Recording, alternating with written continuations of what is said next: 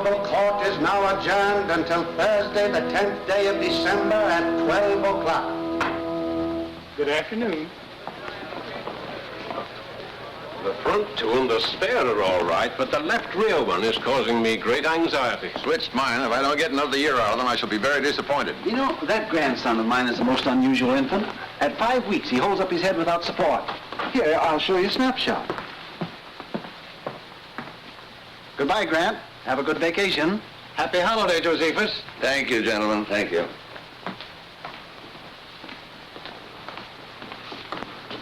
Mr. Justice? Well, Could we have a word with you, Justice Grant? Just a few questions.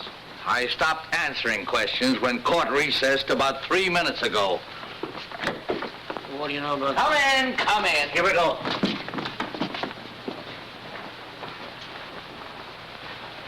Well, gentlemen. Justice Grant, we understand you declined to preside at the Danville investigation. There's some speculation as to your reasons. Well, there needn't be. I've had a long, hard year. I'm tired. I'm going hunting. Miss Gilbert, would you put this in my bag, please? The Gazette referred to you last week as a terrible-tempered Justice Grant. How do you feel about that? I'm flattered. And this too, Miss Gilbert. where are you going for your hunting? Well, there are plenty of ducks and no reporters. When are you leaving? A moment after you do. Good day, sir.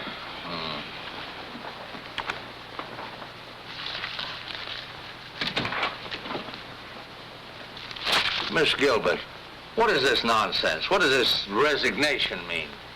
I think it's obvious, sir. If it were obvious, I wouldn't ask the question, would I?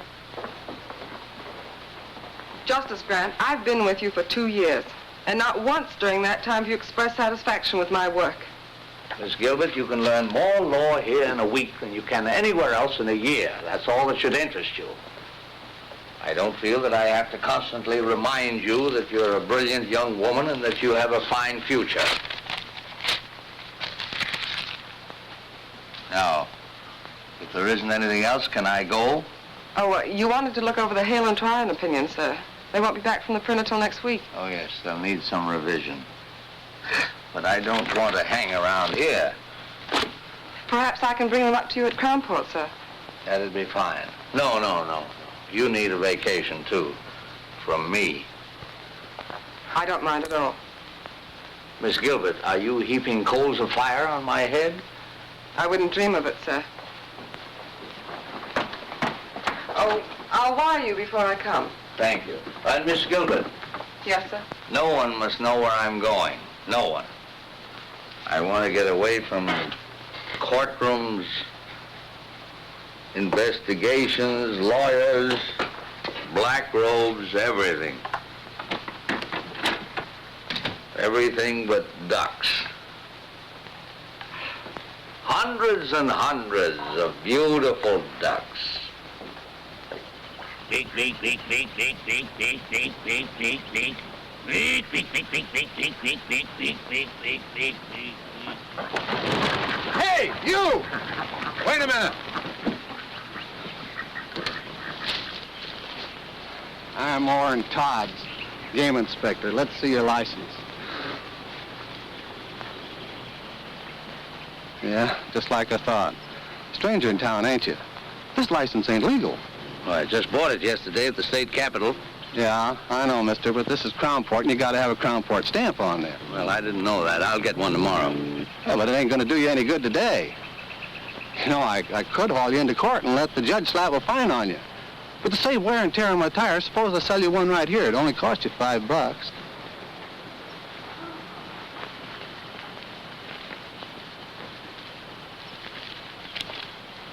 You know, the $5 is just for the stamp. I usually get a little something for my trouble, too. Well, you don't understand. I'm giving you a break, brother. Yeah, I never pay off twice, brother. Come on. Well, look, let me explain it to you.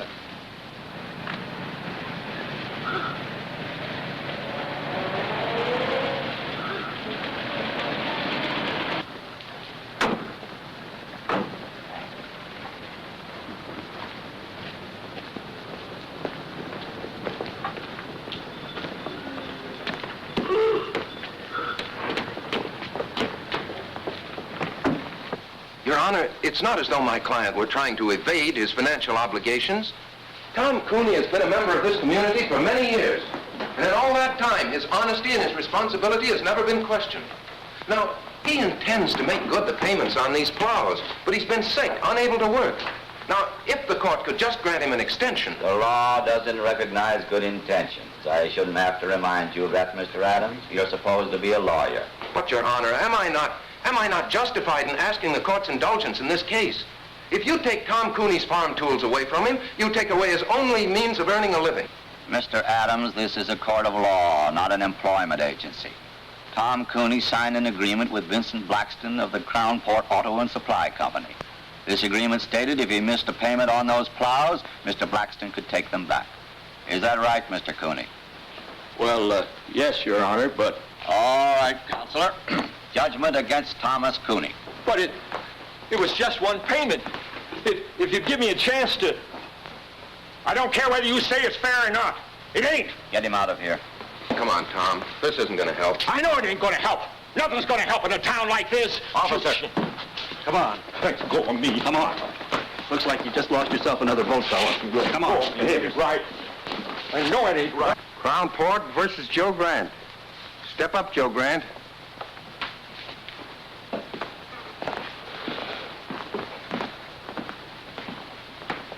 Name? Joe Grant. Shooting ducks without a Crown Port permit. I didn't get a chance to shoot. You were going to. Of course I was, you fool. That's why I bought a state license. We also require a Crown Port license, Mr. Grant. And ignorance of the law is no excuse. $100 or 30 days. Which one of you gentlemen do I pay? The clerk. Should have bought it from me in the first place. Save yourself a lot of dough. I assume that this $100 will permit me to resume my hunting without further interference. Your assumption is wrong. You still need a Crown Port stamp. And an officer enforcing the law is not interfering, Mr. Grant. As a judge, I advise you to be careful of your words. Next case. Crown Port versus Burton Line. Step up, Burton Line.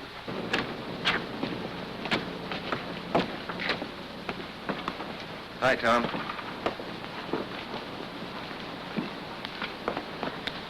I'm sorry it turned out that way. Guess that's the only way it could have turned out. No, I thought we had a chance, but I guess I should have known. What are you going to do now? Farm's no good to me without tools to work it. Guess I'll lose it. Bank will start yelling for its money pretty soon. You know, Bill, sometimes it's just more than a man can stand. I got to think of something to do. If I could only... Yeah, I know, Tom, I know. Look, why don't you come by the office later on? We'll talk about it, huh?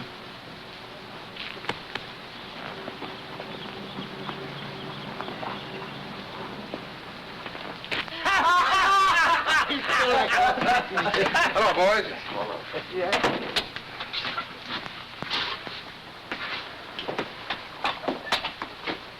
Shave, Homer. I hear poor Tom Cooney lost his case. Yeah, he'll probably lose his farm now, too. It's a shame. You know, Homer, that's what I like about the fellas around your shop. They enjoy the good things of life. Like a guy who can't meet his mortgage, or a poor farmer getting ripped out of his plows. Maybe if Cooney had a real sharp lawyer. Maybe if we had a bank that'd extend an honest man credit, or a judge that'd give him a break. Talk like that isn't going to get you any votes, Adams. If I could afford a 50-cent cigar, I could get yours.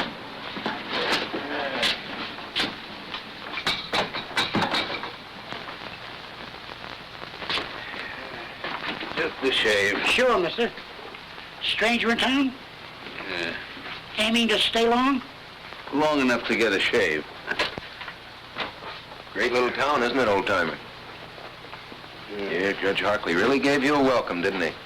And our constable, Orrin Todds, that's Homer's cousin. He's all law and order. Regular Minuteman, isn't he, Homer? How many minutes did it take before he tried to shake you down? It's a shame. Ever notice how a fellow who can't make a living in a town always tries to run it down? You know Mr. Grant, isn't it?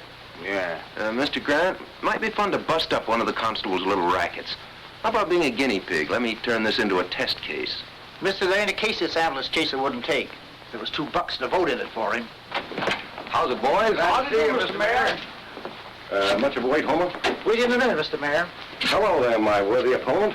I'm sorry about Tom Cooney. I hope he doesn't go to pieces over this. Well, he's really got something to go to pieces over. You know, it's a funny thing about some fellas. No matter where you put them, everything goes wrong for them. Hiya, Tom. You looking for me? I'll be with you in a minute. Yeah. Look, Mr. Mayor, if there's anything I can do for you, if you're in need of a little ready cash or something... I don't want charity. I But I just want can't to change the law, Tom. You're the mayor. But I'm not a nursemaid to every man in town who can't take care of himself. All right, Tony, that's enough. Now beat it. Keep your hands off. let him alone, Blackston. No, don't. This is all my fault.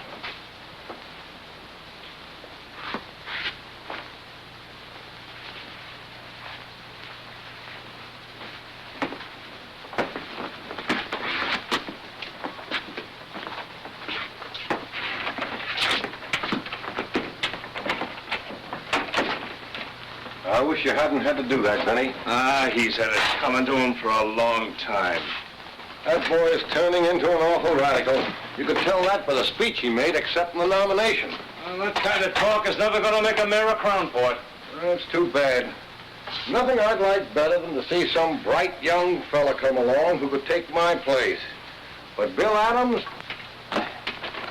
Take a man to fill your shoes, Mr. Mayor.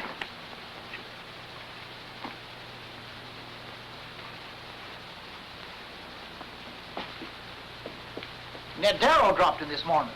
Said to give you his regards.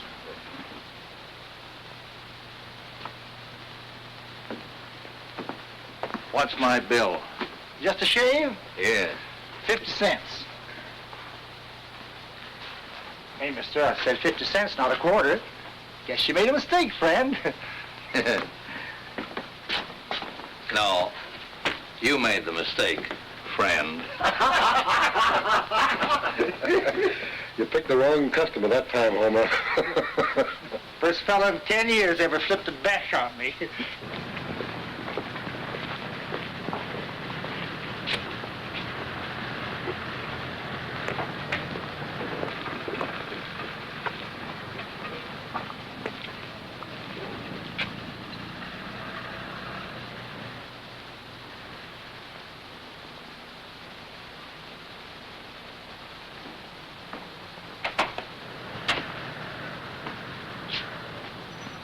Come on in, old-timer. Thank you.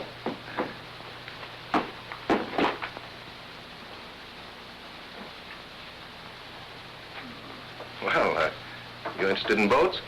Yeah. That's a rather interesting model. She's the Columbia, a square-rig four-master. Nice work. Oh, and here's a nice one. This is the Barkentine. Form a square rig, the other mast fore and aft rig. Rather unusual. For sale? Oh, no. No, they're not that good. It's only a hobby, just for fun. I see you're running for mayor. Yeah. Sort of a hobby, too, just for fun? No, not quite. Mayor Coniston, you saw him in the barber shop. Oh, he and his boys have been running this town for a long time. Make it pretty tough for anybody who comes up against them. Yes, I gathered as much. Well, a lot of people have been getting tired of it. I haven't much time myself. The Army's going to grab me in a couple of months, but I thought I might at least get the ball rolling and for once give them a fight. But not too much of a fight. Something you wanted to see me about, Mr. Grant? In the barber shop, Mr. Adams, you mentioned the fact that you might like to make a test case of my fine. Were you serious? Yes, I think you've got a case. You do? How would you go about it? Well, Of course, the law requires a stamp. I didn't have one. No, but I think I could work out an appeal. An appeal? On what grounds? Was the fine illegal? Oh, no, they had a right to fine you. The fact that I was unfamiliar with the law? Oh, no, that's no excuse, obviously. Obviously. Then what would you base your appeal on, Mr. Adams? The fact that it's Tuesday and the sun is shining? Look, I haven't had much time to give it thought, but I can figure out an angle. There must be one lying around somewhere. Oh, yes, I'm sure there is. In the meanwhile, you can always make a living as a carpenter. Hiya, Bill. Oh, you busy? No, Charlie, come on in. Mr. Grant, Charlie Craig, my campaign manager. How do you do, sir? Hi. Any new votes, Charlie? About enough to fill a dog's ear. Say, I just heard about Tom Cooney. Yeah, he's taking it pretty hard. I signed the same kind of note he did, so it don't look so good for that tractor of mine either. You couldn't get me a couple of weeks postponement, could you? I'll try, Charlie, but there's no use appealing to Blackston, not with the way he's got his business set up. His hopping on my tail wouldn't burn me if I hadn't had so much trouble with that tractor. Every time I needed a spare part, I had to send for it myself. Blackston never carried them in stock. Did Blackston promise you such service? Well, no, there's nothing in the contract about providing service. Has Blackston lived up to all his legal obligations as seller of the tractor? Well, sir, you sound like a lawyer yourself, Mr. Grant. Yes, well, I was about 20 years ago. Well, maybe you could give Bill here a pointer or two. Anyway, I'm glad to have met you. Be seeing you, Mr. Mayor. I'm going out and see if I can't agitate a few votes for you. Well, Mr. Grant, since you have some knowledge of the law, you've probably decided there's nothing much I can do for you. Well, what about Craig? What are you going to do about him? What can I do for him? With Harkley on the bench, you saw what happened to Tom Cooney. You can't blame that on Judge Harkley. You went into that courtroom without a defense. That's why you got whipped. Well, then I guess I'll get whipped again. I guess you will. You're not much of a fighter, are you, Mr. Adams? Except in barbershop brawls. Oh, stop it. You can't fight brass knuckles with spitballs. The trick in this town is either to play the game their way, and I haven't the stomach for that, or to be as smart as they are. The trick, Mr. Adams, is to be smarter. Well, does that wind up your business? Or are you going to stay and give me the first 5 lessons in how to win friends and influence judges? No, Mr. Adams, I'm not. Those lessons have been written, and very well written, in books like this and all the others. And somewhere in one of them there's a lesson mentioning that in any transaction between a seller and a buyer, there are laws governing the behavior of both parties. But I doubt if you can keep afloat long enough to find it. You know, Mr. Adams, I've seen you in action now as a lawyer, as a candidate for mayor, and as a shipbuilder. And if you'll take my advice, you'll stick to shipbuilding. There's a great future in it for lawyers.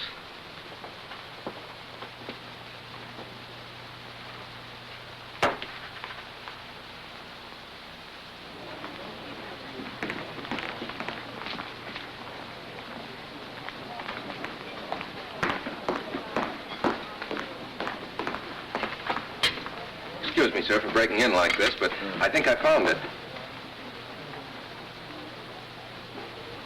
Yes, that covers it. You said you hadn't practiced law for 20 years. Imagine remembering a thing like that. Have you had dinner, Mr. Adams? No, thanks, not hungry. I think this will cover it. It should work, but I've been battered down by those guys so often, I guess I haven't too much confidence. How long have you lived in Crownport, Mr. Adams? 28 years with time out for college and law school. Never established residence in any other state? No. You're sure of that? Well, of course. Well, we went to Mexico for a few months when I was 7, but... Did you file an income tax return for 1939 and 40? Well, sure. I didn't pay anything in 1940. I didn't earn enough, but I filed a return. And your figures were honest, correct, and would bear investigation? What? Why, of course they were. No, you're getting nervous, Mr. Adams. I'm not nervous. I'm merely trying... Yes, you are. You're flustered. You're raising your voice. Well, why shouldn't I raise my voice? You've as good as accused me of falsifying my income tax. I've accused you of nothing, Mr. Adams. Now, look, I don't know what you have on there, but I want to tell you that... Take a look.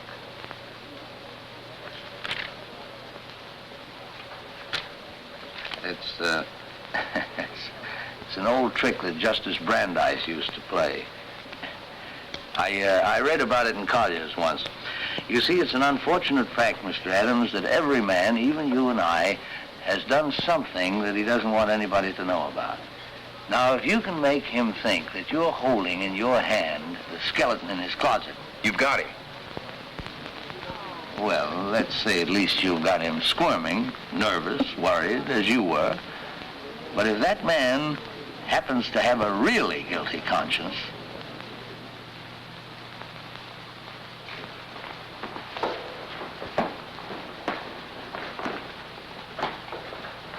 Your full name is Vincent Z. Blackston? Yeah. Tell me, Mr. Blackston, what does the Z stand for? Do I have to answer that, Your Honor? What can be your objection? Surely you have nothing to hide.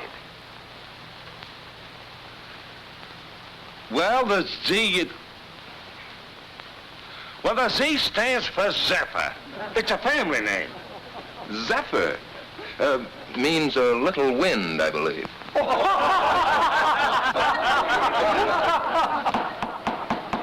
Quiet.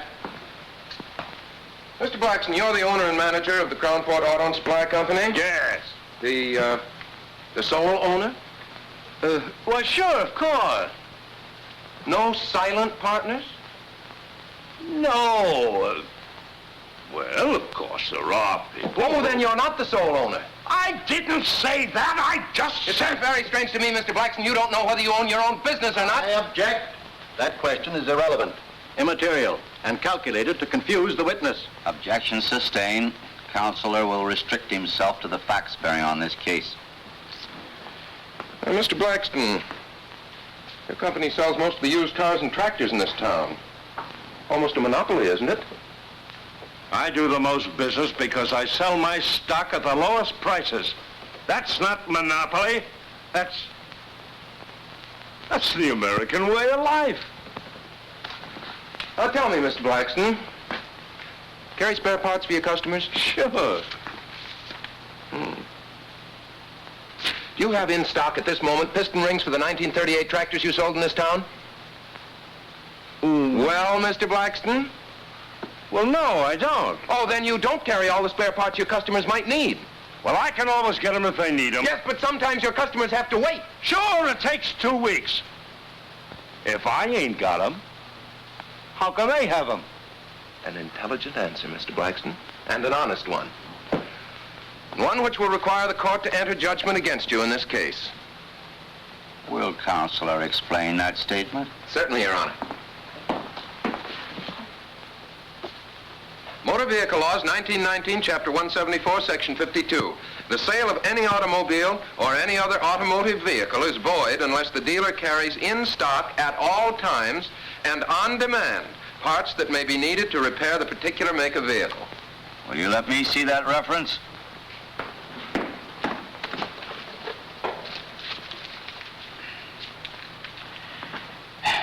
Counselor would seem to be correct.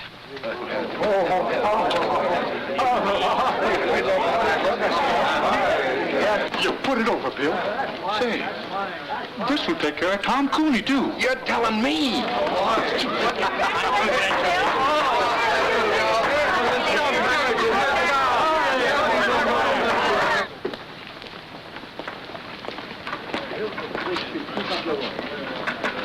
Mr. Grant. I thought you were going hunting. Well, all the ducks are inside today. I see you winged a couple yourself. Oh, of course, it's nothing really big. Oh, who am I kidding? I'm so tickled I feel like a combination of Superman and a member of the Supreme Court. Really, I don't know how to thank you, Mr. Grant. Oh, no need to, my boy. First time I've enjoyed a courtroom in years. Hey, thank you, fella. You know what this stuff is? No, Mr. Grant, he wouldn't. William, this is American money. Good old folding money. You know what you can do with this stuff? You can buy things that you need. You get it? Yeah, but what I don't get is where you got it. Well, seeing Blackston get trim, warm some hearts, and unloosen a couple of purse strings. The boys have kicked in for your campaign fund. You know what we're going to do with this beautiful stuff? We're going to get some posters printed, great big ones. The kind that look you right straight in the eye and follow you around.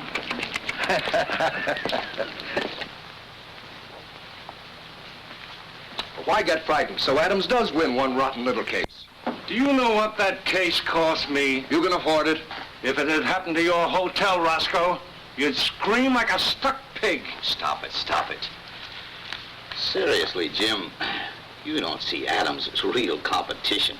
Well, as things stand now, no. But if a lot of people start thinking of Bill Adams as the people's champion, well... Jim, there was nothing else I could do. I can give you boys the edge when it's a question of interpretation, but not when the law's right there in black and white. Oh, I'm not blaming you, Judge. It's just something to start thinking about, that's all. You think we'll have trouble? Well, now look, boys. On second thought, we may be getting all steamed up for nothing. Yeah. But suppose he opens a lot of old cases like Tom Cooney's. I think you've got something there, Zeppa. We'll just have to show the boy that he's wrong.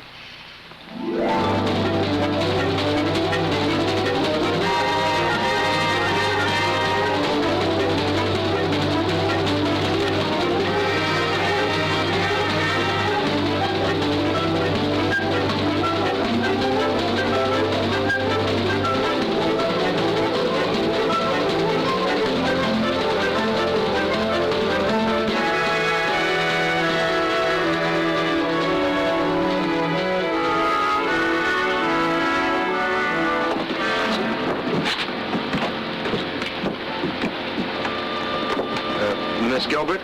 No. Miss Gilbert? Yes? Oh, that's better. That's much better. I'm Bill Adams. Mr. Grant asked me to meet you. Yes, I know. Here, let me take that. The car's over here.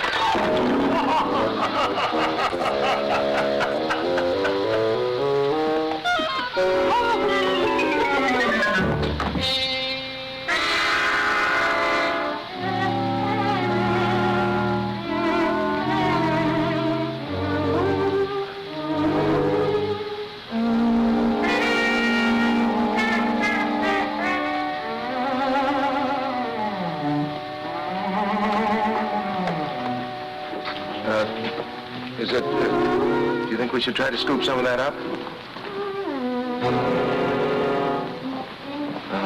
No, I guess not, huh?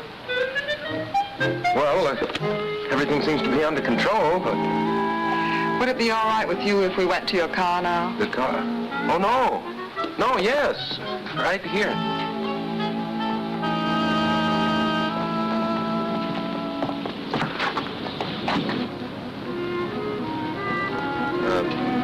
Sorry to get off to such a bad start. I'm not always so clumsy. Oh, my hat! Oh, don't worry. We'll get it.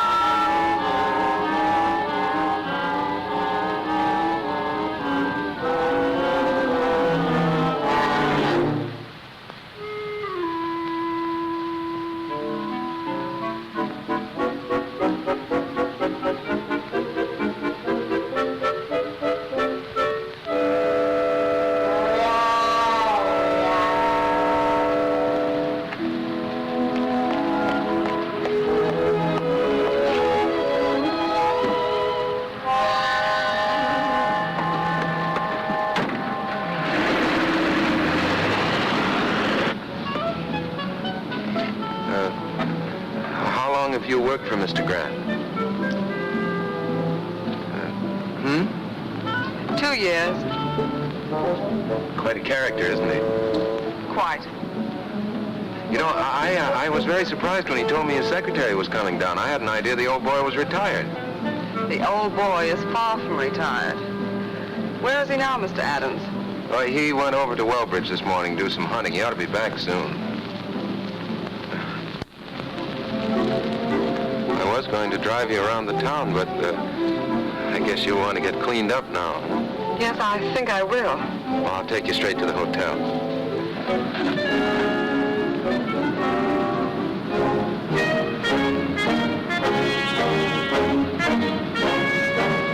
You are running for mayor? Mm-hmm. Surprised? That's putting it very mildly, Mr. Adams. Well, make the most of it, lady, because that's likely to be the only surprise you'll get in this town.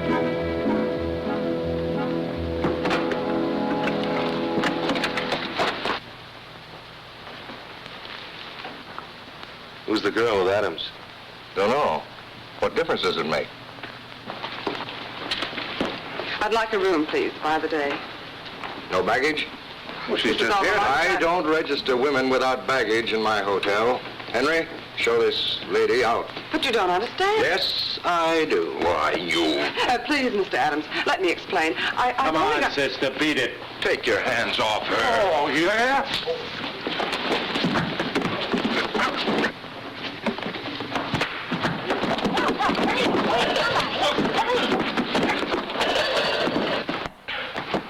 Nice work, pal.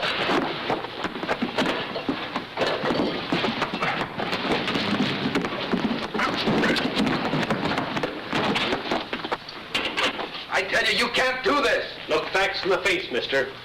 Oh, but officer. Hey, officer! Hey, Sergeant! Sergeant, I want to use that phone. Will you please keep quiet, Your Honor? Just trying to get us out of here, you know. Why didn't you think of that before you got us in? Look, I'm very sorry this happened, but it isn't my fault. I suppose I started the fight. You sure did all right once it got going. Oh, what a gal. And what a wallop. Yeah, Miss G, you're really some scrapper. Say, Roscoe Swade asked me to call you, Judge. We've got Bill Adams in here with a dame, assault and battery. How long do you want us to hold him here? Oh, just let them stew for a while, Sergeant. Adams will probably want to get in touch with me. Oh, he does, huh? Well, I'm out of town. You can't reach me anywhere. That's right. Overnight.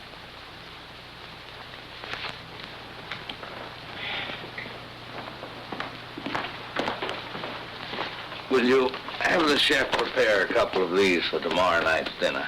And I'll have my key, please. Yes, sir. What room did you put Miss Gilbert in? Gilbert? Gilbert. There's no Miss Gilbert registered. Well, that's strange. Anything wrong, Mr. Grant? Why, yes, I was expecting my secretary today. Mr. Adams was to have met her. Your secretary? Yes. Miss Gilbert, Miss Lucy Gilbert. Have you heard from her? Oh, no, not exactly. Well, that is, she was here, but... Where is she? Well, Mr. Grant, you see, we had a little trouble. And where is she? She's with Adams in the county jail. Well, you get them out of there, and fast. Yes, sir. Yes, sir, right away. Bertie, get me Judge Hartley, quick. Yes, sir.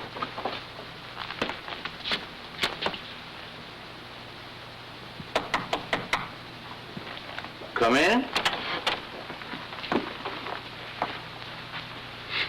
Good evening, Mr. Grant.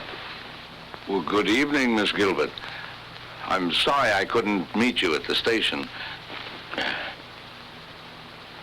So am I, sir. However, Mr. Adams seems to have made your introduction to Crownport quite spectacular. Well, if it amuses you both, of course it was quite worthwhile. I'm sorry. Sit down, Miss Gilbert. You seem tired. What happened? Well, when I said the boys were playing with brass knuckles, I wasn't kidding. Look, I win a case from Blackston. That makes a good impression around town. So I walk into Swade's hotel. Roscoe says something, provokes a fight, and I land in jail. That's the way Crownport's run, Mr. Grant. I hope the fact that Miss Gilbert was involved won't upset you. The fact that Miss Gilbert was involved upsets me a great deal. It strikes me that Swade, Connaughton and Company are just been a little too high-handed. Well, you can't fight the city hall, sir. As candidate for mayor, that's what you're doing, isn't it? Well, I suppose I am, but the boys are starting to play rough. Well, of course, if they play too rough, you can always go back to your shipbuilding. Yes, I guess I could. But right now, I'm going to go home and get some sleep. Miss Gilbert and I have a date in court tomorrow. Good night, Miss Gilbert. Don't hold me against Crownport. Right, sir.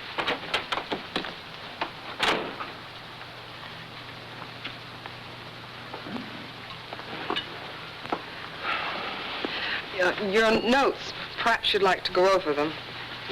I gather somehow that you're not very much drawn to Mr. Adams. My personal reactions to him aren't important, sir. Well, I wouldn't be too hasty. He attracts too much trouble. He certainly does. His whole approach is wrong. He shuts his eyes and wades in as slugs. But he has good stuff. Do you think it wise to get involved with his problems? After all, you are on your vacation. Oh, I'm not involved. I'm just trying to give the boy a push. Come in. May I turn your bed down, sir? Oh, yes, certainly. Good night, Mr. Grant. Good night. Oh? Oh, I'm all right. Good night, Miss Gilbert.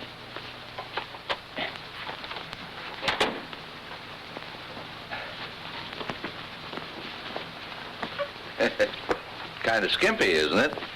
They just ain't long enough, none of them. I keep a-telling Mr. Swade. Well, there, that'll have to do. Good night, sir. Hope you rest well. Thank you.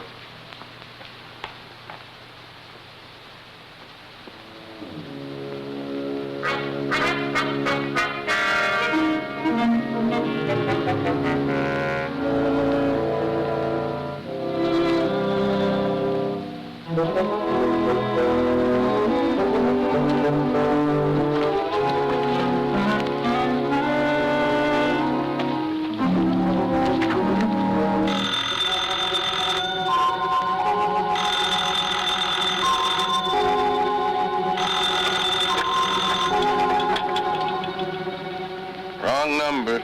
Mr. Adams, wake up. This is Mr. Grant. What? Wait a minute. Yeah? You want me to what? I said get into your clothes, get 2 yardsticks. Yardsticks. Come right over here and register for the night at the hotel. I'll tell you all about it when you get here, but get here. Right.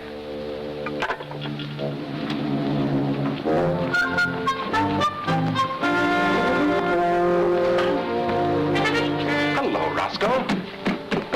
Give me a single room next to Mr. Grant's. I'll pay in advance.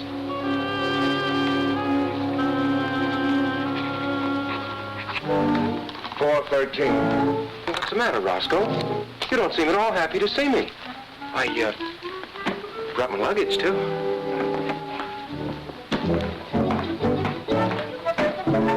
Why should he sleep here with yardsticks?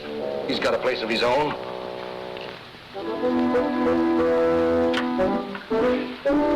Hello? Get me Miss Gilbert's room, please. Where do we start? Why should he want to talk to her in the middle of the night? I don't know, but... It's Grant. Yes, Mr. Grant. Yes, sir. Right away. He wants the bellboy right away. He wants to send something to Miss Gilbert's room. They're up to something. I know they are. Henry.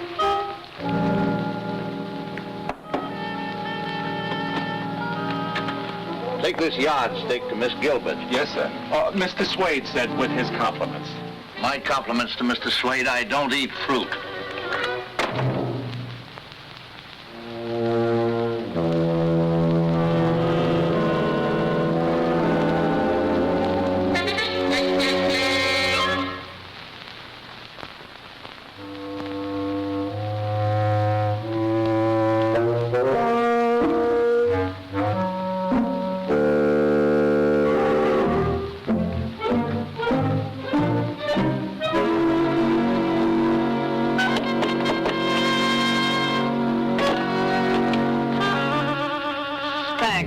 Oh, wait a minute, miss. I've got a bowl of fruit for you. Mr. Swade said with his compliments. My compliments to Mr. Swade. Tell him I've lost my appetite.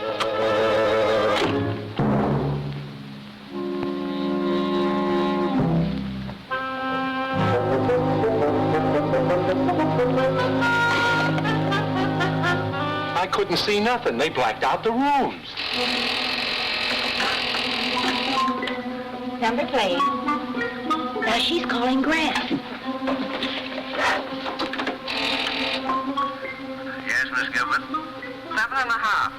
Same here. And the other? 2.5. That does it. Maybe it's a code. Oh, don't worry, Roscoe. I'll be back.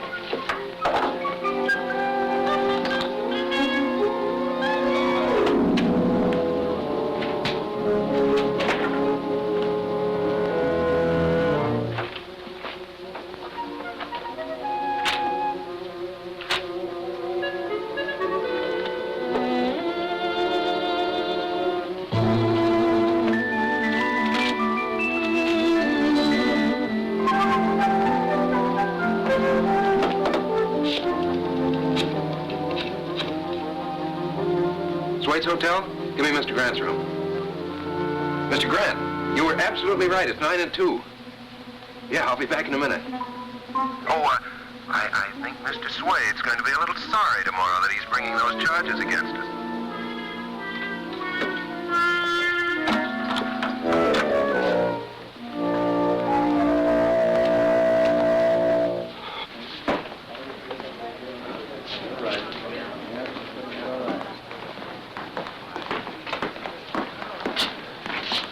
Good afternoon, Miss Gilbert. Mr. Grant, you're looking very beautiful, Miss Gilbert. Really? I didn't sleep at all. Probably nervous exhaustion due to the unfortunate experience you underwent yesterday. Ever spent any time in jail, Mr. Swade? Ever been sued for false arrest, Mr. Swade? Miss Gilbert, I've made up my mind to drop the complaint against you. Well, what about the complaint against Mr. Adams? He spent a few hours in jail, too. You've got nobody but yourself to thank. You started it hitting Henry. I'll forget you hit me. He didn't hit you. I did. Well, I'll forget that, too, but... But 6 hours in jail is something I won't forget, Mr. Swade. I think $5,000 damages would be about right, Counselor, don't you? Well, I had thought of 10, but... No, I think 5 is enough. Oh, don't worry, Mr. Swade. I'll see that the money goes to a good cause. I'll invest it in war bonds.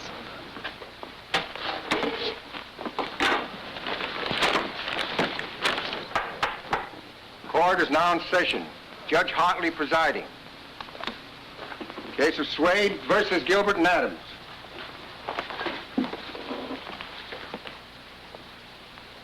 Judge, I move you throw my complaint out. The complaint against Miss Gilbert? Yes. Adams, too. We settled it by ourselves. Both of them, huh? Yeah. Wow. Case of Swade versus Gilbert and Adams dismissed. You can thank Miss Gilbert for getting you off so easy. Thank you, Lucy. Oh, Roscoe. Just a minute, Roscoe. We're not quite through yet. Joe, serve the papers on Mr. Swade. Roscoe Swade? What are you talking about?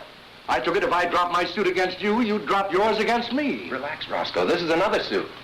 Your Honor, I find that in the management of his hotel, Mr. Swade is in violation of several important laws.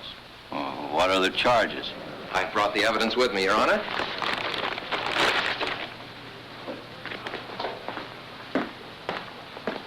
The hotel laws of this state, 1909, Section 52. All sheets provided in all hotels, hostelries, inns, or lodging houses shall be a minimum of 9 feet in length. 7.5 feet, Your Honor. All pillowcases shall be a minimum of 3 feet. 2.5 feet, Your Honor. There should be a minimum distance between all twin beds of 2 feet. Now, the beds in my room at the Swade Hotel were scarcely half a foot apart, Your Honor. I couldn't bring them in evidence, but I have witnesses who can testify as to my veracity. Let me see this reference. Certainly.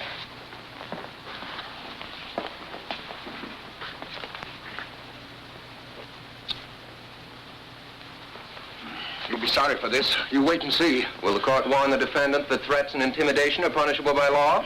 Quiet, Mr. Swade. And don't you tell me how to run my court. The law provides a fine of $50. For each offense. Are you prepared to face these charges at the present time? Yes. You plead guilty? Yes. And pay the clerk. Nice work, Counselor. Congratulations. Thank you.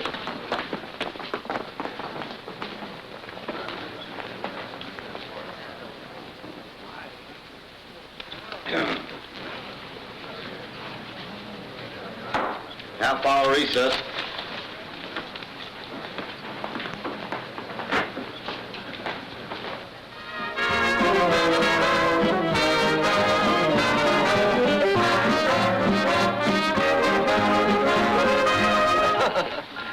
Well, this couldn't by any chance be a little gift from Mr. Swade. I thought we might end our celebration in style.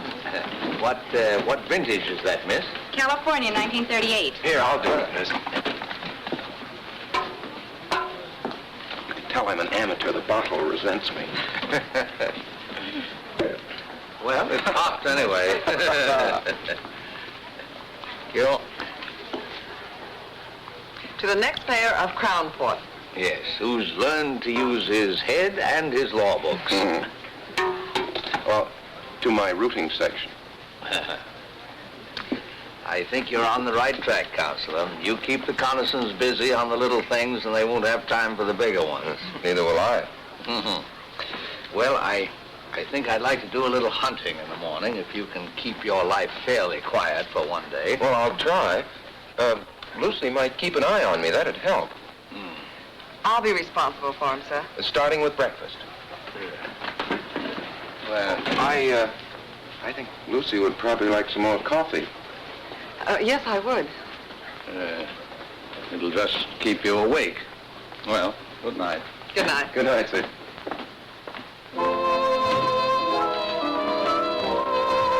More coffee?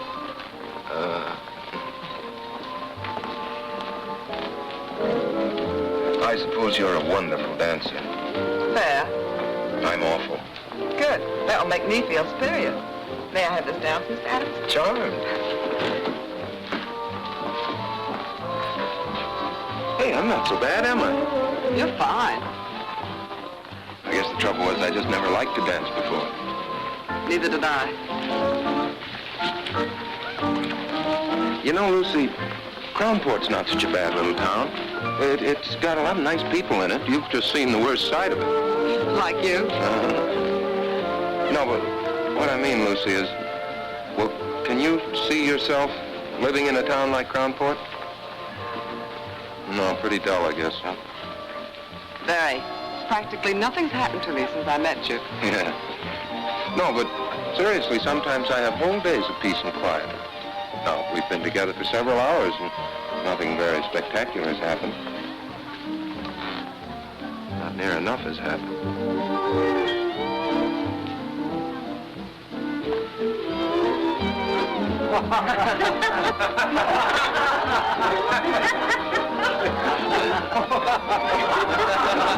Let's get out of here. Sorry. Sometimes we have whole days of peace and quiet. Good night, Mr. Adams. Oh, that date for breakfast still stands. Good night, Bill.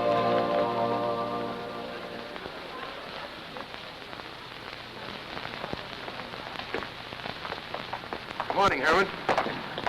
Well, goodbye, Mr. Adams.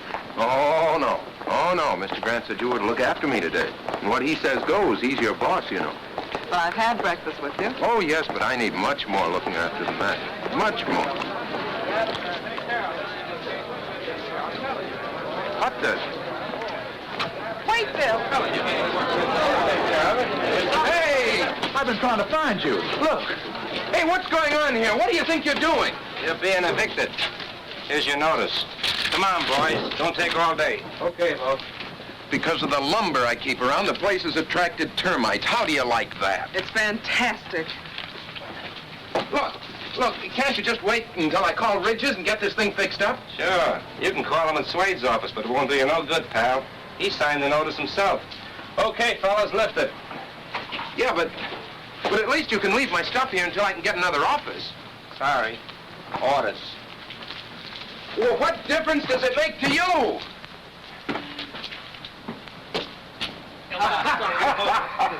Oh, boy. Where's your telephone? Hi, over there. Thanks.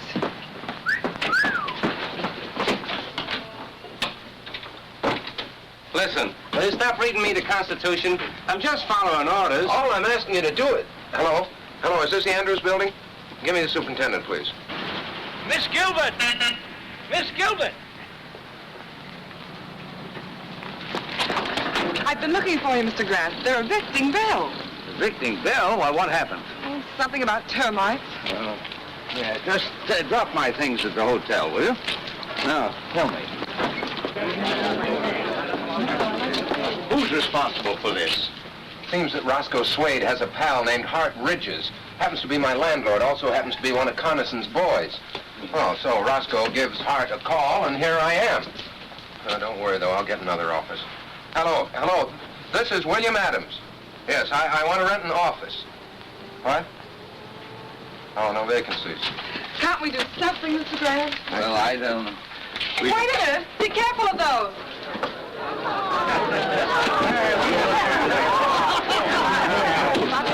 No vacancies at all, huh? I see. Not an office in town, not even a loft. Oh, those boys think of everything. Coniston? Are you sure? Who else? It's too clever for anybody else. Let me through there with you. Who's Bill Adams? Do you mean Mayor Adams?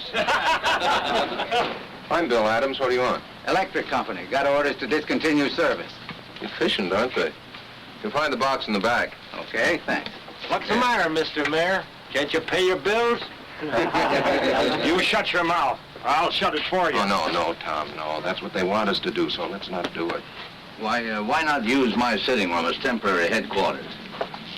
Oh, well, that's awfully nice of you, Mr. Grant, but I couldn't do... Why not, Bill? You're not going to let them put you out of business, are you?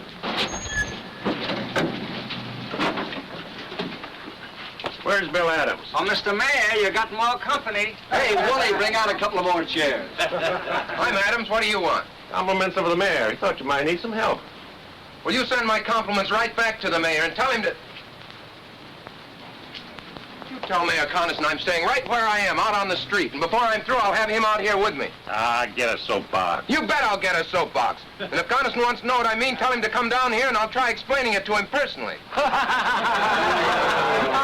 Ladies and gentlemen, please, just give me a few minutes until I get my new office set up. William, you mean right here on the street? Sure, why not? We'll hang my shingle on that lamppost.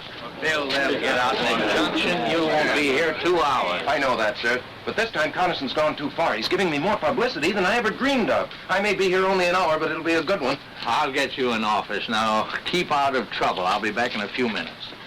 Now, is this about right for the desk? Oh, no. I think it should be catty-corner. Okay, ladies, you're the boss. Oh, here, let me take those. Watch this. Oh, yeah. Excuse me.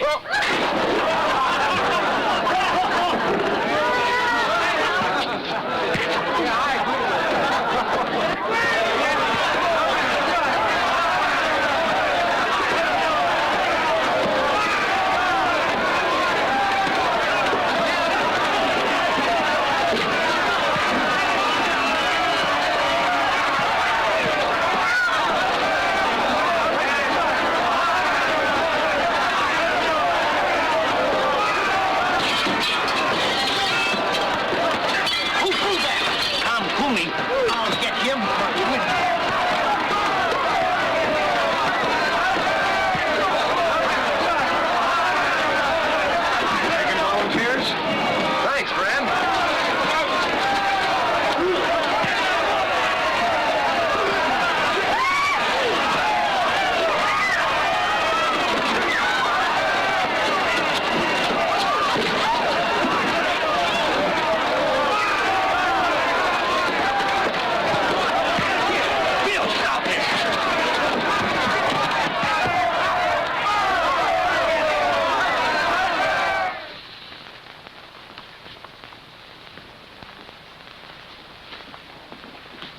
How is he, nurse? Oh, he's coming along all right. Can we see him now? I think so. You fellas wait. We'll be right out. That'll do it, Mr. Grant. Oh, thank you. Well, where's Mr. Adams? How you feel, Mr. Maybe Grant? you better take it easy for a while. No, I'm all right. Where are Mr. Adams and my secretary? Well, he's in jail, and she's trying to get him out. Lucy. Did the doctor say you could get up? Oh, yes, I'm fine. Where's Bill? Still in jail. I've tried everything. They're holding him for a $15,000 bail, inciting to riot. This is outrageous. We'll have to find Judge Hartley. We've tried to. And he couldn't be found, as usual. You can find him at Coniston's rally about an hour from now, up there on the platform, shooting his big mouth off. No, we'll find him before then. It's no use, Mr. Grant. They got us all sewed up. They always do. Yes, but they took one stitch too many this time. They always do that, too. Come on.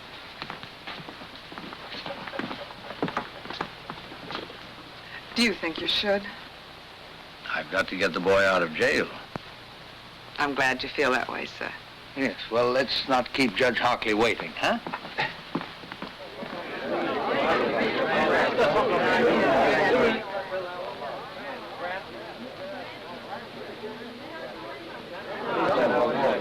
I want to talk to you, Mr. Hockley. Sorry, I haven't any time to give you right now. I'm afraid you'll have to find time. See here, you... Judge Hockley, acting on my rights as a citizen, I demand that you swear out warrants for the arrest of Ridges, Swade, Blackston, and Mayor Connison. You're crazy. On what charges? Conspiracy, abuse of public office, inciting to riot. I suggest that you come to the jail with us now and release Mr. Adams and sign those warrants. We'll need a couple of more warrants, too, for some hoodlums. I have their names. You are crazy. You can't push your way into my house and order me around. Do you realize I can have you arrested for disturbing the peace, all of you? Let's just postpone that, Judge. Ladies and gentlemen, will you excuse us for just a minute?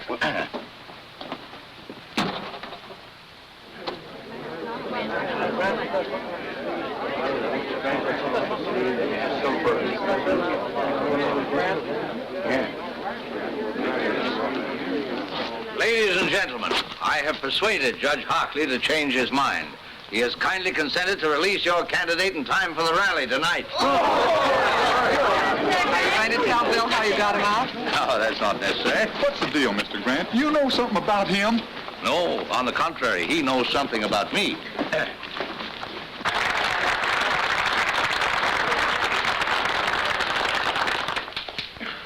Ladies and gentlemen, I mean my friends.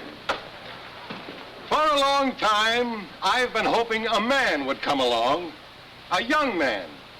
Because like I always say, the future of our great country belongs to the young folks who could take over and give us old folks a chance to sit back and take things easy. Well, this year I said to myself, Jim, maybe this Bill Adams is the fella.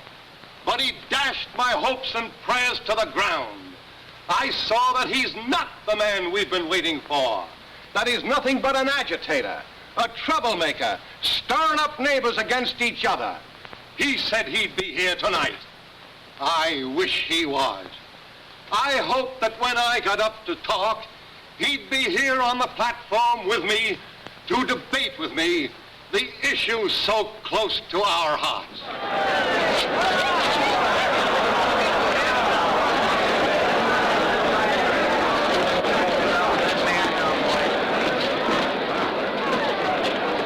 Bill Adams, if you think you're going to break up this rally, you're crazy. Did you let him out? Mr. Mayor, well, Chief Perkins here, he's got a warrant for your arrest. And for the arrest of Blackston, Ridges, and Swade. Take your hands off me. Jim, I couldn't help it. Honestly, you just better come along. Attention, please. Quiet, quiet, everybody. My friends, I never thought he'd dare do this. But you can see for yourselves now to what lengths this radical will go to sabotage a peaceful meeting of the people. But I'm calling his bluff. I'm going to make him bring out the witnesses to prove this. As mayor of this town, I got a right to call a special hearing, and I do. So the issues will be clear when you go to the polls to vote tomorrow. You'll be sorry you ever started this.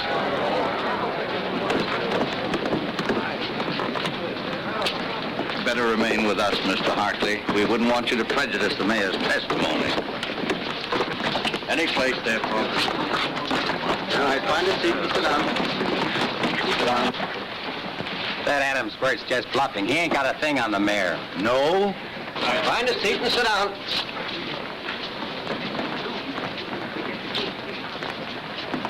Mr. Grant, I still don't understand.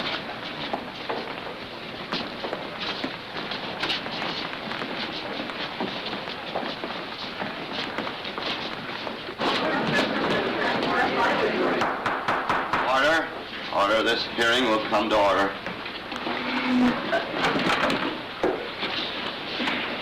Judge Hockley, my friend, I'm not on trial here. Bill Adams has made accusations against me. He's had a warrant sworn out for my arrest. This is a hearing to show you that he has no proof of anything he says. That he's trying by a cheap trick to win an election he can't win by fair play. Judge Hockley. Mr. Mayor, you'll have to moderate your tone. This is very irregular. Step one side and clear the aisle, please.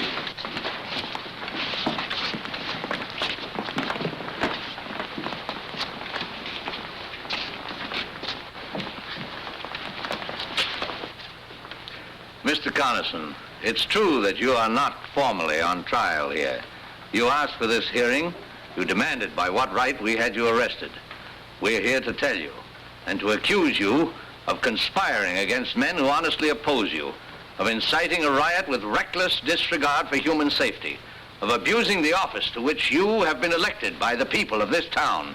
And these accusations we are prepared to prove. I hate to see the old boy get himself involved like this. Don't worry about the old boy now, darling. Mr. Mayor, Mr. Grant has obtained confessions from these men. They have told Mr. Grant that acting on your orders, they started the riot this morning in order to make possible Mr. Adams' arrest. They have sworn to these facts. Because of this, Mr. Grant was able to demand a warrant for your arrest.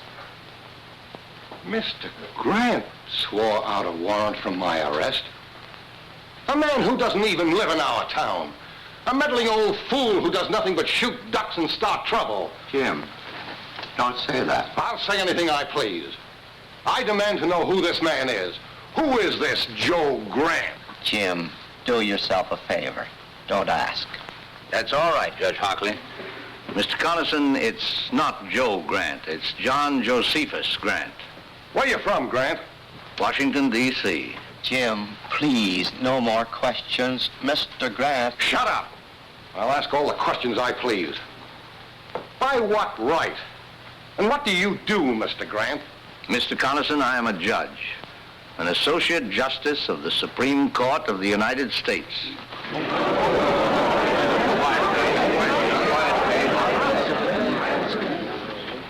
Mr. Connerson, you have asked by what right I've interfered in this situation. Do you still want an answer? Justice Grant, would you care to? No, thank you. Bill! Oh, just throw some water on him, Lucy. He'll be all right.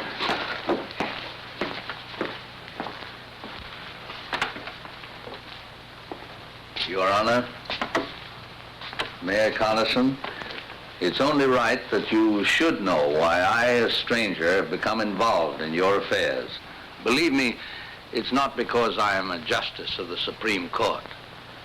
It's because, like all of you here, I am a citizen of this country. That is no little honor. Men have fought revolutions, have died to be called citizen. And as citizens, we carry a burning responsibility. It means that when we elect men to public office, we cannot do it as lightly as we flip a coin. It means that after we've elected them, we can't sit back and say, our job is done. What they do now doesn't concern us. That philosophy of indifference is what the enemies of decent government want. If we allow them to have their way, to grow strong and vicious, then the heroic struggle which welded thousands of lovely towns like this into a great nation means nothing. Then we're not citizens, we're traitors. The great liberties by which we live have been bought with blood. The kind of government we get is the kind of government we want. Government of the people, by the people, and for the people can mean any kind of government. It's our duty to make it mean only one kind, uncorrupted, free, united. I believe, Mayor Connerson, that I've answered your question.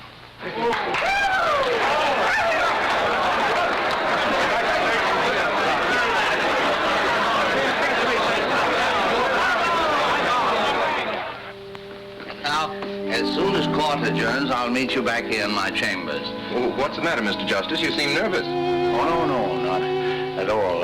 How about you, Mayor Adams? Have you the ring? Do you know your lines, sir? Well, I ought to. I stayed up half the night learning them.